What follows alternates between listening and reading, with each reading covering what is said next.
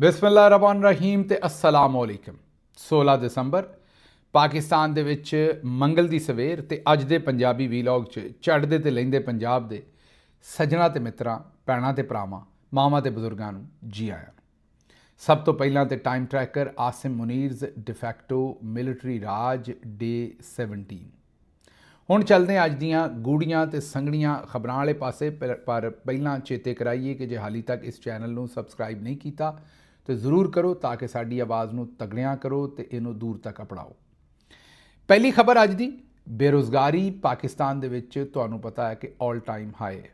पिछले 21 सालों के रिकॉर्ड तो टुट गए ने, बल्कि जिहड़ी इस वेले बेरोज़गारी की शरह है वह पाकिस्तान की तारीख की बुलंद तरीन है। इन्हां ही वजूहात की वजह तो हुण बेरोज़गारां नू रोज़गार देने की एक बड़ी वड्डी स्कीम आई है। स्कीम तो बड़ी चिर दी चल रही है, लेकिन अज एक होर नवीं अपॉइंटमेंट इस सिलसिले हुई है। बेरोज़गार जनाब lieutenant general retired Hasan Azhar Hayat नूं Pakistan land and port authority के मैनेजिंग डायरैक्टर के तौर पर तैनात कर दिता है। वज़ीर आज़म शहबाज शरीफ साहब की मंजूरी तो बाद बाकायदा नोटिफिकेशन जारी हो गया है। Lieutenant general retired Hasan Azhar Hayat नूं MP1 स्केल के तहत भारी लम्मी तनख्वाह ते मुराद लभणगियां। चलो जी, एक मसला तो हल होया पाकिस्तान दे विच इस वेले बेरोज़गारी की, क्योंकि शरह तारीख की बुलंद तरीन स्टेज ते एक बेरोज़गार तो होर घटिया है तो lieutenant general retired Hasan Azhar Hayat साहब नूं जिहड़ा वो रोज़गार लभ गया। इस तो पहले भी उन्होंने रोज़गार दिता सी, लेकिन वो मेरा ख्याल फिट नहीं बैठा। मेरा मतलब है कि लैफ्टिनेंट जनरल रिटायर्ड जिहड़े हसन अज़हर साहब सन उन्होंने तो फिट बैठा होएगा, लेकिन अगों काम चलिया नहीं जिथे उन्होंने लाया सी। याद करो SIFC दे विच उन्होंने ग्रीन टूरिज़म पाकिस्तान के MD के तौर पर अपॉइंट किया सी। उत्थे भी लम्मी भारी तनख्वाह सी ते मुराद सन, लेकिन वो काम कोई चलिया नहीं, कोई रिड़िया नहीं SIFC वाला। चेते करो कि तुहानू दसिया सी उदों भी कि फील्ड मार्शल साहब ने वादे किए ने, कॉल इकरार किए ने कि SIFC दे विच $100 अरब की इन्वेस्टमेंट लैके आनी सी। 25 सऊदी अरब तो, 25 UAE तो, 25 कतर तो, ते 25 जिहड़ी है वो तुहानू सारिਆਂ ਨੂੰ याद होएगा कुवैत तो। उत्थों कुछ ना आया, एक टका भी ना आया, और उस वजूहात की वजह तो जिन्ने ग्रीन इनिशिएटिव वगैरह सन वो सारे ही सुक गए। ग्रीन तो ना रहे बल्कि पीले भी ना रह सके। मेरा ख्याल इन्हां ही वजूहात की वजह तो lieutenant general retired Hasan Azhar Hayat साहब ने भी अपना बोरिया बिस्तरा चुकिया तो उन्हें आख्या जी इत्थे बेरोज़गारी होने के चांसेस ज़्यादा ने, सानू किसी होर भरवें किस्म के थां ते लाओ जिथों को बाल्टी असी अपनी भी भरीए तो दूजियां की भी भरीए। इसलिए उन्होंने हुण Pakistan land and port authority के मैनेजिंग डायरैक्टर की पोजीशन ते लाता। आखण वाले आखदे ने कि बड़ी भरवीं किस्म की पोजीशन है तो इत्थे लम्मा ही माल है। हुण वेखदे हैं कि जरनैल साहब जिहड़े नवे आए ने, मीनिया जनरल साहब जो भी तुसीं आखना है, वो किवें इस सारे काम तो नबरदज़मा हुंदे ने, अपना जिहड़ा नफ्स है उत्ते किन्ना कंट्रोल करते हैं तो किन्ना नहीं करते। बाकी तो नफसा नफसी का दौर है, कौन इत्थे कंट्रोल करता है तो कौन इत्थे करना चाहता है। अगली खबर जनाब जाहिद गशकोरी साहब की। जाहिद गशकोरी साहब कहते हैं कि मुतबर जराए ने इंकशाफ किया है कि फैज़ हमीद केस फेज़ 2 दे विच तैयबा गुल, साबक चेयरमैन नैब, 4 साबक वफाकी सैकटरी, 4 रिटायर्ड 3 स्टार जनरल्स, 2 साबक वज़ीर आज़म, 2 साबक चीफ जस्टिस, 2 साबक DG FIA, 5 रिटायर्ड जज, 3 साबक वज़ीर आला, साबक चेयरमैन नैब और साबक सदर का किरदार अहम होएगा। दौरानिया 2016 तो लैके 2022 तक है। गालिब इम्कान है कि इन्हां दी रहनुमाई हासिल की जाएगी, कुछ नूं बुलाया जाएगा। इस अमल की शुरुआत अगले 4 महीने दे विच हो सकती है, मतलब अगले 4 महीने बहुत ही ज़्यादा अहम ने। पाकिस्तान हर लिहाज नाल एक नवे फेज़ दे विच दाखिल हो रहा है, इस तरह इदारे भी इसी तरफ गामजन ने। जाहिद गशकोरी साहब वैसे तो बड़े कोना मश्क किस्म के सहाफ़ी सन, लेकिन अजकल ज़रा वो भी ट्वीटरी किस्म की तबीयत हो गई है। खबर तो खबर सुट्टन डे ने, ये वेख्यों बगैर भी पिछलियां खबरों का की बनया। जिवें कई बारी बंदा, मेरा मतलब है कि बोरी तो बोरी सुट्टी आउंदा, ये नहीं वेखदा पिछलियां बोरियां का की बनया। वो ही अजकल गशकोरी साहब कर रहे हैं ਕਿ ਉਹ ਖਬਰ ਤੇ ਖਬਰ ਸੁੱਟੀ ਆਉਂਦੇ ਨੇ, ਇਹ ਨਹੀਂ ਵੇਖਦੇ ਵੀ ਪਿਛਲੀਆਂ ਖਬਰਾਂ ਜਿਹੜੀਆਂ ਸੁੱਟੀਆਂ ਸਨ ਉਹਨਾਂ ਦਾ ਕੀ ਬਣਿਆ। ਜ਼ਾਹਿਰ ਹੈ ਇਹ ਜਿਹੜੀ ਖਬਰ ਲੱਗਦੀ ਹੈ ਫੌਜੀ ਜ਼ਰਾਏ ਤੋਂ ਹੀ ਹੈ। ਹੁਣ ਫੌਜੀ ਜ਼ਰਾਏ ਨੇ ਉਹਨਾਂ ਨੂੰ ਇਹ ਖਬਰ ਮੇਰੇ ਖਿਆਲ 'ਚ ਦਰੁਸਤ ਫੀਡ ਨਹੀਂ ਕੀਤੀ, ਕਿਉਂਕਿ ਮੈਂ ਇਹ ਸਮਝਦਾ ਹੈ ਵੀ ਇਹ ਦੂਸਰਾ ਤੀਸਰਾ ਚੌਥਾ ਫੇਜ਼ ਕੋਈ ਨਹੀਂ ਇਸ ਕੰਮ ਦੇ ਵਿੱਚ। ਜਨਰਲ ਫੈਜ਼ ਹਮੀਦ ਨੂੰ ਸਜ਼ਾ ਦੇਣੀ ਸੀ, ਉਹਦੇ ਛੱਡੀ ਹੈ, ਔਰ ਉਹਦੀ ਵੀ ਵਜ੍ਹਾ ਇਹੀ ਹੈ ਕਿ ਆਸਿਮ ਮੁਨੀਰ ਸਾਹਿਬ ਨਾਲ ਉਹਨਾਂ ਦੀ ਜ਼ਾਤੀ ਮੁਖਾਲਫਤ ਸੀ, ਵਰਨਾ ਕਿੰਨੇ ਉਹਨਾਂ ਨੂੰ ਸਜ਼ਾ ਦੇਣੀ ਸੀ ਤੇ ਇੱਥੇ ਕਿਹੜੇ ਜਰਨੈਲਾਂ ਨੂੰ ਪਹਿਲਾਂ ਸਜ਼ਾਵਾਂ ਹੋਈਆਂ ਨੇ ਜਿਹੜੀਆਂ ਇਹਨਾਂ ਨੂੰ ਮਿਲਣੀਆਂ ਸੀ। ਇਹ ਹੁਣ ਕਹਿਣਾ ਵੀ ਇੰਨੇ ਸਾਰੇ ਦੇ ਵਿੱਚ ਵਜ਼ੀਰ ਆਜ਼ਮ ਤੇ ਇੰਨੇ ਵਜ਼ੀਰ ਆਲਾ ਤੇ ਇੰਨੇ ਸੈਕਟਰੀ ਤੇ ਇੰਨੇ ਜਨਰਲ ਤੇ ਇੰਨੇ ਫਲਾਨਾ, ਇਹ ਸਭ ਅੱਖਾਂ ਦਾ ਧੋਖਾ ਹੈ ਔਰ ਸਿਰਫ ਡਰ ਕ੍ਰੀਏਟ ਕਰਨ ਵਾਸਤੇ ਸਭ ਕੁਝ ਕੀਤਾ ਜਾ ਰਿਹਾ। ਇਹ ਸਿਰਫ ਕੱਲਾ ਮੈਂ ਨਹੀਂ ਆਂਦਾ, ਮੁਹੰਮਦ ਜ਼ੁਬੈਰ ਸਾਹਿਬ ਨੇ ਵੀ ਆਖਿਆ ਵੀ ਅਗਰ ਕੁਝ ਹੋਣਾ ਹੁੰਦਾ ਤਾਂ ਪਹਿਲਾਂ ਹੀ ਹੋ ਜਾਣਾ ਸੀ। ਇਹ ਹੁਣ ਸਵਾਏ ਡਰਾਉਣ ਤੋਂ ਹੋਰ ਕੋਈ ਗੱਲ ਨਹੀਂ ਹੈ, ਇਹ ਸਿਰਫ ਸ਼ੁਭਦਾਬਾਜ਼ੀ ਹੋ ਰਹੀ ਹੈ। ਫੈਜ਼ ਸਾਹਿਬ ਦਾ ਕੇਸ ਜਿਹੜਾ ਉਹ ਇੱਥੇ ਮੁੱਕ ਜਾਣਾ ਸੀ, ਉਹ ਮੁੱਕ ਗਿਆ। ਅੱਗੇ ਚੱਲਦੇ ਹਾਂ ਜੀ। ਸ਼ਾਹਿਦ ਖਾਨ ਅਫਰੀਦੀ ਸਾਹਿਬ ਉਹ ਵੀ ਮੈਦਾਨ 'ਚ ਆਏ ਨੇ, ਵੀ ਬੇਰੁਜ਼ਗਾਰ ਹੀ ਨੇ ਵਿਚਾਰੇ, ਇਹਨਾਂ ਦੇ ਵੀ ਰੋਜ਼ਗਾਰ ਦਾ ਬੰਦੋਬਸਤ ਜਨਰਲ ਸਾਹਿਬਾਨ ਜਿਹੜੇ ਨੇ ਉਹ ਕਰਦੇ ਰਹਿੰਦੇ ਨੇ। ਉਹਨਾਂ ਨੇ ਨਵੀਂ ਇੱਕ ਸਟੇਟਮੈਂਟ ਦਿੱਤੀ ਹੈ। ਉਹਨਾਂ ਕਿਹਾ ਬਾਹਰ ਬੈਠੇ ਕੁਝ ਲੋਕ, ਉਹਨਾਂ ਦੀ ਪਰਵਰਿਸ਼ ਫੌਜ ਨੇ ਕੀਤੀ ਸੀ, ਅੱਜ ਇਹ ਲੋਕ ਪੈਂਪਰ ਤੋਂ ਬਾਹਰ ਆ ਗਏ ਨੇ ਤੇ ਸਮਝ ਰਹੇ ਨੇ ਅਸੀਂ ਵੱਡੇ ਹੋ ਗਏ। ਇਹਨਾਂ ਨੂੰ ਜਿਹੜੇ ਪੈਂਪਰ ਪਹਿਨਾਉਣ ਵਾਲੇ ਸਨ ਉਹ ਅੱਜ ਇਹਨਾਂ ਨੂੰ ਬੁਰੇ ਲੱਗਣ ਡਏ ਨੇ।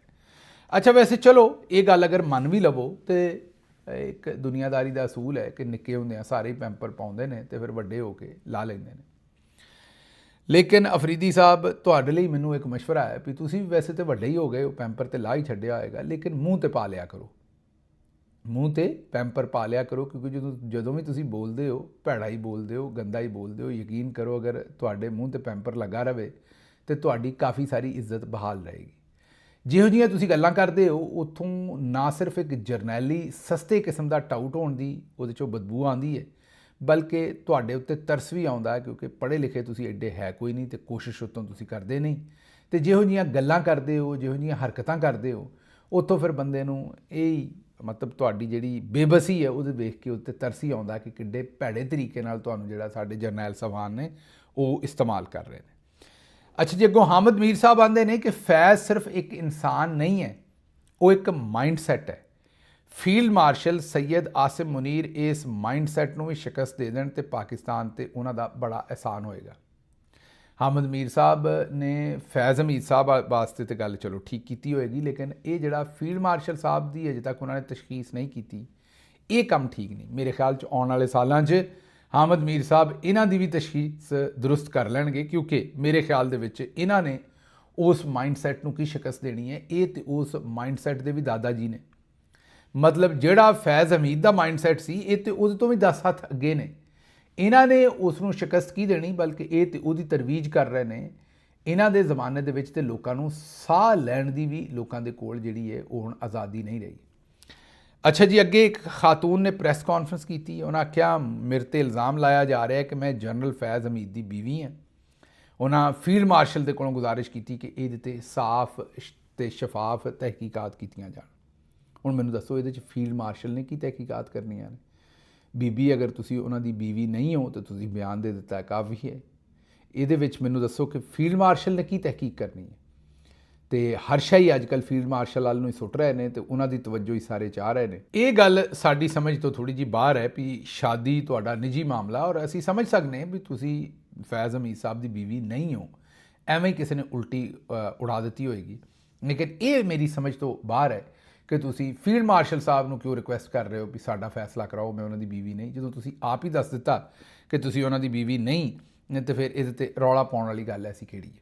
ਅਗਲੀ ਖਬਰ, ਚੀਫ ਮਿਨਿਸਟਰ ਪੰਜਾਬ ਸਾਹਿਬਾਂ ਨੇ ਗਰੀਬ ਸ਼ਹਿਰੀ ਦੀ ਰੇਹੜੀ ਉਲਟਾ ਛੱਡੀ।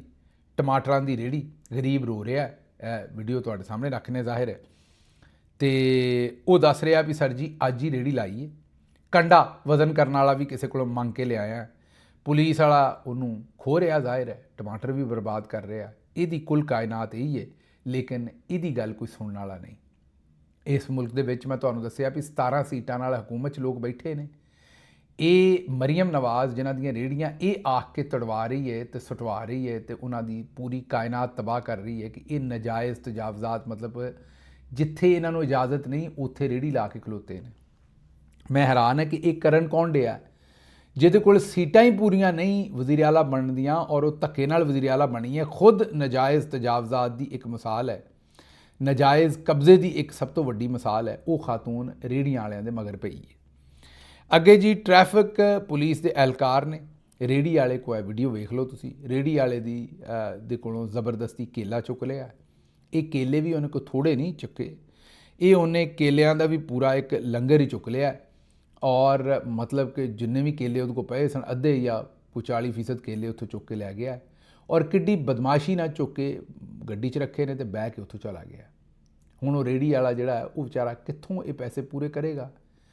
ਉਹ ਮੇਰਾ ਨਹੀਂ ਖਿਆਲ ਕਿ ਆਪਣਾ ਖਰਚਾ ਵੀ ਪੂਰਾ ਕਰ ਸਕੇਗਾ। ਜਿੰਨੇ ਦਾ ਫਰੂਟ ਲੈ ਕੇ ਆਇਆ ਹੋਏਗਾ ਉਹ ਹੁਣ ਵੇਚ ਤਾਂ ਨਹੀਂ ਸਕੇਗਾ ਉਹਨੇ ਦਾ, ਅਤੇ ਕੱਲ੍ਹ ਉਹ ਰੇਹੜੀ ਲਾਉਣ ਜੋਗੇ ਉਹਦੇ ਕੋਲ ਪੈਸੇ ਹੀ ਨਹੀਂ ਹੋਣਗੇ।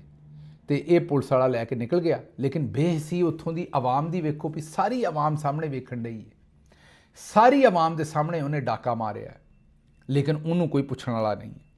ਦੂਸਰੀ ਤਰਫ ਇਹਨਾਂ ਦੀਆਂ ਰੇਹੜੀਆਂ ਤੋੜਦੇ ਨੇ, ਅਤੇ ਜੇ ਕੋਈ ਵੱਜ ਜਾਏ ਤਾਂ ਉਹਦੇ ਕੋਲੋਂ ਇਸ ਤਰੀਕੇ ਨਾਲ ਫਰੂਟ ਲੈ ਕੇ ਰਫੂ ਚੱਕਰ ਹੋ ਜਾਂਦੇ ਨੇ, ਉਹਨਾਂ ਕੋਲ ਸ਼ੈਵਾਂ ਖੋਹਦੇ ਨੇ, ਪੱਤੇ ਲੈਂਦੇ ਨੇ, ਉਹਨਾਂ ਦੇ ਕੋਲ ਰਿਸ਼ਵਤ ਲੈਂਦੇ ਨੇ। ਇਹਨਾਂ ਦੱਸੋ ਵੀ ਇਹ ਕਾਇਦ ਆਜ਼ਮ ਰਹਿਮਤੁल्लाह ਅਲੈਹ ਨੇ ਜਿਹੜਾ ਮੁਲਕ ਬਣਾਇਆ ਸੀ, ਉਹ ਇਹਨਾਂ ਨੂੰ ਗਰੀਬਾਂ ਨੂੰ ਇਸ ਕੰਮ ਵਾਸਤੇ ਬਣਾ ਕੇ ਦਿੱਤਾ ਸੀ ਵੀ ਇਹਨਾਂ ਨੂੰ ਇਸ ਤਰ੍ਹਾਂ ਲੁੱਟ ਲਓ। ਇਹਨਾਂ ਦਾ ਕੋਈ ਪੁਰਸਾਨੇ ਹਾਲ ਨਹੀਂ, ਨਾ ਕੋਈ ਹਾਫਿਜ਼ ਸੈਯਦ ਆਸਿਮ ਮੁਨੀਰ ਅਤੇ ਨਾ ਕੋਈ ਹੋਰ। ਇੱਥੇ ਮਾੜਾ ਜਿਹੜਾ ਉਹ ਫਸਿਆ ਅਤੇ ਤਗੜੇ ਦੀ 27ਵੀਂ ਸੌ ਨੇ। ਵੇਖ ਕੇ ਮੈਨੂੰ ਤਾਂ ਬੜੀ ਤਕਲੀਫ ਹੋਈ, ਲੇਕਿਨ ਅੱਜ ਕੱਲ੍ਹ ਇਹਨਾਂ ਨੂੰ ਕੋਈ ਪੁੱਛਣ ਵਾਲਾ ਹੈ ਨਹੀਂ। ਅੱਛਾ ਜੀ, ਅੱਗੋਂ ਖਾਵਰ ਘੁੰਮਣ ਸਾਹਿਬ ਨੇ ਇੱਕ ਤਜਜ਼ੀਆ ਕੀਤਾ ARY 'ਤੇ। ਉਹਨਾਂ ਕਿਹਾ ਵੀ ਹਸਨ ਅਯੂਬ ਦੇ ਕੋਲ ਕੋਈ 6 ਜਾਂ 8 ਕਰੋੜ ਰੁਪਈਆ ਉਹਨਾਂ ਮੰਗਿਆ ਸੀ ਔਰ ਦੱਸਿਆ ਸੀ ਕਿ ਉਹ ਬਿਆਨੀਆਂ ਸਿੱਧਾ ਕਰ ਦੇਣਗੇ। ਮਤਲਬ ਕਿ ਮੌਜੂਦਾ ਹਕੂਮਤ ਔਰ ਜਨਰਲਸ ਦਾ ਜਿਹੜਾ ਬਿਆਨੀਆ ਉਹਨੂੰ ਉਹ ਬੜਾ ਇਫੈਕਟਿਵਲੀ ਵੇਚ ਦੇਣਗੇ, ਅਤੇ ਜਿਹੜਾ PTI ਦਾ ਬਿਆਨੀਆ ਉਹਨੂੰ ਧੋ ਕੇ ਪਿੱਛੇ ਕਰ ਦੇਣਗੇ। ਧੋ ਕੇ ਆਖ ਦਿੱਤਾ ਮੈਂ। ਲੇਕਿਨ ਘੁੰਮਣ ਸਾਹਿਬ ਆਂਦੇ ਨੇ ਵੀ ਅਤਾਤ ਆਰਰ ਦੀ ਵਜ਼ਾਰਤ ਨੇ ਪੈਸੇ ਨਹੀਂ ਦਿੱਤੇ। ਹਸਨ ਅਯੂਬ ਨਾਲ ਗੱਲ ਕਰੋ ਅਤੇ ਹਜੇ ਵੀ ਉਹਨਾਂ ਕੋਲੋਂ ਸਮਝੋ ਵੀ ਇਹ ਬਿਆਨੀਆ ਕਿਵੇਂ ਠੀਕ ਕਰਨਾ ਹੈ। ਵੈਸੇ ਗੱਲ ਤਾਂ ਉਹਨਾਂ ਬੜੇ ਪਤੇ ਦੀ ਕੀਤੀ ਹੈ। ਹਸਨ ਅਯੂਬ ਸਾਹਿਬ ਹੋਣੀ ਜਾਂ ਦੂਸਰੇ ਇਹੋ ਜਿਹੇ ਜਿਹੜੇ ਸਾਂਡੇ ਦਾ ਤੇਲ ਵੇਚਣ ਵਾਲੇ ਨੇ, ਉਹ ਕਿਸੇ ਨਾ ਕਿਸੇ ਤਰੀਕੇ ਨਾਲ ਆਪਣੀ ਦਿਹਾੜੀ ਲਾਉਣਾ ਚਾਹੁੰਦੇ ਨੇ। ਲੇਕਿਨ ਹੁਣ ਅਤਾਤ ਆਰਰ ਸਾਹਿਬ ਨੇ ਤਾਂ ਅੱਗੋਂ ਆਪਣੀ ਦਿਹਾੜੀ ਦਾ ਬੰਦੋਬਸਤ ਕੀਤਾ ਹੋਣਾ, ਉਹ ਇਹਨਾਂ ਨੂੰ ਵਿੱਚ ਦਿਹਾੜੀ ਲਾਉਣ ਦਾ ਚਾਂਸ ਕਿੱਥੋਂ ਦੇਣ? ਮੇਰਾ ਨਹੀਂ ਖਿਆਲ, ਔਖਾ ਕੰਮ ਲੱਗਦਾ ਹੈ। ਅੱਛਾ ਜੀ, ਭਾਰਤੀ ਫਿਲਮ ਦੇ ਵਿੱਚ ਬੇਨਜ਼ੀਰ ਭੁੱਟੋ ਮਰਹੂਮਾ ਦੀ ਤਸਵੀਰ ਦਿਖਾਉਣ ਦੀ ਵਜ੍ਹਾ ਤੋਂ ਰਾਈਟਰ ਅਤੇ ਪ੍ਰੋਡਿਊਸਰ ਨੂੰ ਤੇ ਮੁਕੱਦਮਾ ਦਰਜ ਕਰਾਉਣ ਦੀ ਦਰਖਾਸਤ ਦਿੱਤੀ ਗਈ ਹੈ। ਅਦਾਲਤ ਨੇ ਰਾਈਟਰ ਅਤੇ ਪ੍ਰੋਡਿਊਸਰ ਨੂੰ ਨੋਟਿਸ ਜਾਰੀ ਕਰ ਦਿੱਤੇ ਨੇ ਅਤੇ ਕਰਾਚੀ ਅਦਾਲਤ ਨੇ ਜਵਾਬ ਤਲਬ ਕਰ ਲਿਆ। ਹੁਣ ਦੱਸੋ ਇਸ ਤੋਂ ਵੱਡੀ ਬੇਵਕੂਫੀ ਔਰ ਸਟੂਪਿਡਿਟੀ ਕੀ ਹੋਏਗੀ? ਇੱਕ ਇੰਡੀਅਨ ਫਿਲਮ ਹੈ, ਉੱਥੋਂ ਦਾ ਰਾਈਟਰ ਹੈ, ਉੱਥੋਂ ਦਾ ਪ੍ਰੋਡਿਊਸਰ ਹੈ, ਉਹਨਾਂ ਪਾਕਿਸਤਾਨ ਆਉਣਾ ਕੋਈ ਨਹੀਂ, ਤੁਹਾਡੀ ਅਦਾਲਤ ਉਹਨਾਂ ਨੂੰ ਸੱਦਣ ਡਈ ਹੈ, ਉਹ ਕਿਹੜਾ ਅਪੀਅਰ ਹੋਣਗੇ? ਮੀਨ ਅਦਾਲਤਾਂ ਦੀ ਮੌਕਰੀ ਕਰ ਰਹੇ ਨੇ, ਜਾਣ ਬੁੱਝ ਕੇ ਅਦਾਲਤਾਂ ਦੀ ਆਪ ਇਨਸਲਟ ਕਰ ਰਹੇ ਨੇ, ਤਾਂ ਕਿ ਪੂਰੀ ਦੁਨੀਆ ਇਹਨਾਂ ਦੇ ਉੱਤੇ ਹੱਸੇ ਵੀ ਇਹ ਕਿਹੋ ਜਿਹੇ ਮੁਕੱਦਮੇ ਬਣਾਉਣ ਡਏ ਨੇ। ਅਕਲ ਨਾ ਹੋਵੇ ਤਾਂ ਮੌਜਾਂ ਹੀ ਮੌਜਾਂ, ਇਹਨਾਂ ਨੂੰ ਸਮਝਾਈਏ ਕੀ ਅਤੇ ਗੱਲ ਕਰੀਏ ਕੀ। ਅੱਛਾ ਜੀ, ਗੁਜਰਾਂਵਾਲੇ 'ਚ 38,50,000 ਰੁਪਏ ਮਾਲੀਅਤ ਦਾ 550 ਕਿਲੋ ਚਲਗੋਜ਼ਾ ਚੋਰੀ। ਬੱਲੇ ਬੱਲੇ ਬੱਲੇ, ਮਾਸ਼ਾਅੱਲਾ। ਗੁਜਰਾਂਵਾਲੇ ਵਾਲਿਓ ਇੰਨੇ ਚਲਗੋਜ਼ੇ ਖਾ ਕੇ ਕੀ ਕਰਨੇ ਜੀ? ਬਹਰਹਾਲ ਇਹ 550 ਕਿਲੋ ਚਲਗੋਜ਼ਾ ਜਿਹੜਾ ਉਹ ਚੋਰੀ ਹੋ ਗਿਆ, ਬੋਰੀਆਂ ਦੀਆਂ ਬੋਰੀਆਂ ਹੀ ਲੈ ਗਿਆ ਕੋਈ, ਔਰ ਇਹ 38,50,000 ਰੁਪਏ ਮਾਲੀਅਤ ਦਾ ਚਲਗੋਜ਼ਾ ਸੀ। ਅੱਛਾ ਜੀ, ਸ਼ੀਸ਼ੇ ਕਾਲੇ ਹੋਣ ਤੇ JUI ਦੇ ਸੈਕਟਰੀ ਜਨਰਲ ਮੌਲਾਨਾ ਅਬਦੁਲ ਗਫੂਰ ਹੈਦਰੀ ਦੀ ਗੱਡੀ ਦਾ ਚਲਾਨ, ਖੁਦ ਉਹ ਗੱਡੀ 'ਚ ਮੌਜੂਦ ਨਹੀਂ ਸੀ, ਉਹਨਾਂ ਦਾ ਪੁੱਤਰ ਚਲਾ ਰਿਹਾ ਸੀ, ਇਸ ਲਈ ਚਲਾਨ ਹੋ ਗਿਆ। ਮੈਂ ਵੀ ਆਖਾਂ ਵੀ ਅਗਰ ਆਪ ਹੁੰਦੇ ਤਾਂ ਕਿਸ ਤਰ੍ਹਾਂ ਚਲਾਨ ਕਰਦੀ ਪੁਲਿਸ? ਪੁਲਿਸ ਤੇ ਅੱਜ ਕੱਲ੍ਹ ਰੇਹੜੀਆਂ ਵਾਲਿਆਂ ਦੇ ਮਗਰ ਪਈ ਹੈ, ਤਗੜੇ ਬੰਦੇ ਦਾ ਚਲਾਨ ਤੇ ਉਹ ਕਰ ਨਹੀਂ ਸਕਦੇ। ਅੱਛਾ ਜੀ, ਪੋਲਟਰੀ ਐਸੋਸੀਏਸ਼ਨ ਉਹਨਾਂ ਨੇ ਕੀਮਤਾਂ ਰਲ ਕੇ ਇੱਕ ਦੂਜੇ ਦੇ ਨਾਲ ਇੱਕ ਕਾਰਟਲ ਬਣਾ ਕੇ ਤੇ ਚਿਕਨ ਦੀਆਂ ਕੀਮਤਾਂ ਵਧਾ ਲਈਆਂ। ਹੁਣ ਜਿਹੜਾ ਮਸਾਬਕਤੀ ਕਮਿਸ਼ਨ ਆਫ ਪਾਕਿਸਤਾਨ ਹੈ, ਉਹਨਾਂ ਨੇ ਇਸ ਸਾਰੀ ਚੀਜ਼ ਨੂੰ ਐਨਾਲਿਸਿਸ ਕੀਤਾ ਅਤੇ 2.5 ਕਰੋੜ ਰੁਪਈਆ ਉਹਨਾਂ ਨੇ ਜੁਰਮਾਨਾ ਕੀਤਾ ਹੈ। ਇਹ ਜਿਹੜਾ ਕਾਰਟਲ ਬਣਾਇਆ ਪੋਲਟਰੀ ਐਸੋਸੀਏਸ਼ਨ ਨੇ ਰਲ ਕੇ ਔਰ ਨਾਜਾਇਜ਼ ਤਰੀਕੇ ਨਾਲ ਚਿਕਨ ਦੀਆਂ ਕੀਮਤਾਂ ਨੂੰ ਵਧਾਇਆ। ਇੱਕ ਅੱਛਾ ਇਕਦਾਮ ਹੈ, ਮੈਂ ਇਹੀ ਕਹਾਂਗਾ। ਉਹਦੀ ਵਜ੍ਹਾ ਇਹ ਕਿ ਇਸ ਤਰ੍ਹਾਂ ਦੇ ਮੁਕੱਦਮੇ ਅਗਰ ਹੁੰਦੇ ਰਹਿਣ ਤਾਂ ਥੋੜ੍ਹੀ ਜਿਹੀ ਇਹਨਾਂ ਨੂੰ ਲੋ ਵੀ ਲੱਗਦੀ ਰਹੇਗੀ ਕਿ ਕਿਸ ਤਰੀਕੇ ਨਾਲ ਅਸੀਂ ਇਹ ਕੰਮ ਨਹੀਂ ਕਰਨੇ। ਮਾੜੇ ਬੰਦੇ ਨੂੰ ਲੁੱਟਦੇ ਨੇ, ਜ਼ਾਹਿਰ ਹੈ, ਕੰਜ਼ਿਊਮਰ ਨੂੰ ਲੁੱਟਦੇ ਨੇ। ਇਹ ਇੱਕ ਅੱਛਾ ਇਕਦਾਮ ਹੈ, ਇਹਨੂੰ ਸਰਾਹਣਾ ਚਾਹੀਦਾ ਹੈ। ਅੱਗੋਂ ਜੀ, ਨੈਬ ਨੇ ਮਸ਼ਹੂਰੇ ਜ਼ਮਾਨਾ ਜਿਹੜਾ ਪੈਟਰੋਲੀਅਮ ਮਿਨਿਸਟਰ ਸਾਬਕ ਵਫਾਕੀ ਮਸ਼ੀਰ ਡਾਕਟਰ ਆਸਿਮ ਹੁਸੈਨ ਜ਼ਰਦਾਰੀ ਸਾਹਿਬ ਦੇ ਰਾਈਟ ਹੈਂਡ ਸਮਝੇ ਜਾਂਦੇ ਨੇ, ਉਹਨਾਂ ਦੇ ਉੱਤੇ ਜਿਹੜਾ ਨੈਬ ਦਾ 462 ਅਰਬ ਰੁਪਏ ਦਾ, ਕਿੰਨਾ ਜੀ? 462 462 ਬਿਲੀਅਨ ਇਹ ਰੁਪੀਜ਼ ਦਾ ਜਿਹੜਾ ਕਰਪਸ਼ਨ ਦਾ ਮੁਕੱਦਮਾ ਸੀ ਉਹ ਨੈਬ ਨੇ ਖਾਰਿਜ ਕਰ ਦਿੱਤਾ, ਵਾਪਸ ਲੈ ਲਿਆ, ख़त्म ਕਰ ਦਿੱਤਾ, ਕੈਂਸਲ ਕਰ ਦਿੱਤਾ। ਜ਼ਾਹਿਰ ਹੈ ਸ਼ਰੀਫਾਂ ਨੇ ਤੇ ਆਪਣੇ ਕੇਸ ਪਹਿਲਾਂ ਹੀ ख़त्म ਕਰਵਾ ਲਏ ਸਨ ਤੇ ਹੁਣ ਪੀਪਲਸ ਪਾਰਟੀ ਵਾਲੇ ਵੀ ਹਾਫਿਜ਼ ਸਾਹਿਬ ਨਾਲ ਰਲ ਕੇ ਤੇ ਹੱਥ ਆਪਣੇ ਧੋਣ ਡਏ ਨੇ। ਉਹਨਾਂ ਦੇ ਵੀ ਜਿਹੜੇ ਕਰਪਸ਼ਨ ਦੇ ਸਾਰੇ ਮੁਕੱਦਮੇ ਸਨ ਉਹ ਸਾਰੇ ਦੇ ਸਾਰੇ ਹੁਣ ਹੌਲੀ ਹੌਲੀ ਕਰਕੇ ਇੱਕ ਕਰਕੇ ਜਿਹੜੇ ਉਹ ख़त्म ਹੋਈ ਜਾ ਰਹੇ ਨੇ। ਵਜ੍ਹਾ ਕੀ ਹੈ ਕਿ ਜ਼ਾਹਿਰ ਹੈ ਨੂਨ ਲੀਗ ਨੇ ਆਪਣੀ ਕੀਮਤ ਵਸੂਲ ਕਰ ਲਈ, ਆਪਣੇ ਮੁਕੱਦਮੇ ख़त्म ਕਰਵਾ ਲਏ। ਹੁਣ ਪੀਪਲਸ ਪਾਰਟੀ ਦਾ ਵੇਲਾ ਆ ਗਿਆ ਕੀਮਤ ਵਸੂਲ ਕਰਨ ਦਾ। 28ਵੀਂ ਤਰਮੀਮ ਦੇ ਵਿੱਚ ਪੀਪਲਸ ਪਾਰਟੀ ਕੁਝ ਦੇਏਗੀ ਤੇ ਕੁਝ ਵਾਪਸ ਲਏਗੀ। ਇਸ ਲਈ ਧੜਾ ਧੜ ਜਿਹੜੇ ਹੁਣ ਪੀਪਲਸ ਪਾਰਟੀ ਦੇ ਕਰਪਸ਼ਨ ਦੇ ਕੇਸਿਸ ਨੇ ਉਹ ਤੁਸੀਂ ਆਉਣ ਵਾਲੇ ਦਿਨਾਂ ਦੇ ਵਿੱਚ ਮੁੱਕਦੇ ਹੋਏ ਦੇਖੋਗੇ। ਇਹ ਜਿਹੜੀ ਵਾਸ਼ਿੰਗ ਮਸ਼ੀਨ ਲਾਉਂਦੇ ਨੇ ਬਾਰ-ਬਾਰ, ਇਹ ਜਿਹੜਾ ਡਿਟਰਜੈਂਟ ਪਾਉਣ ਤੋਂ ਬਗੈਰ ਹੀ ਅਸਕਰੀ ਕਿਸਮ ਦੀ ਵਾਸ਼ਿੰਗ ਮਸ਼ੀਨ ਜਰਨਲਸ ਲਾਉਂਦੇ ਨੇ ਤੇ ਧੋਈ ਜਾਂਦੇ ਨੇ, ਡਰਾਈ ਕਲੀਨ ਕਰੀ ਆਉਂਦੇ ਨੇ ਸਾਰਿਆਂ ਨੂੰ। ਇਸੇ ਵਜ੍ਹਾ ਤੋਂ ਪਾਕਿਸਤਾਨ ਦੇ ਵਿੱਚ ਜਿੰਨੇ ਡਾਕੂ ਚੋਰ ਲੁਟੇਰੇ ਨੇ ਉਹ ਇਹ ਸਮਝਦੇ ਨੇ ਵੀ ਪਹਿਲਾਂ ਲੁੱਟ ਲਓ ਚੰਗੀ ਤਰ੍ਹਾਂ, ਥੋੜ੍ਹੀ ਬਹੁਤ ਪੀ ਕੱਟ ਲਓ, ਫਿਰ ਜਰਨੈਲਾਂ ਦੇ ਨਾਲ NRO ਕਰ ਲਓ ਤੇ ਉਸ ਤੋਂ ਬਾਅਦ ਇਹ ਸਾਰਾ ਪੈਸਾ ਜਿਹੜਾ ਉਹ ਹਜ਼ਮ ਕਰ ਜਾਓ। ਇਹ ਹੁਣ 462 ਅਰਬ ਰੁਪਏ ਦੀ ਕਰਪਸ਼ਨ ਦਾ ਮੁਕੱਦਮਾ ਜਿਹੜਾ ਉਹ ਖਾਰਿਜ ਕਰ ਦਿੱਤਾ ਗਿਆ। ਮੈਨੂੰ ਇੱਥੋਂ ਇਜਾਜ਼ਤ ਦਿਓ ਤੇ ਰੱਬ ਰਾਖਾ।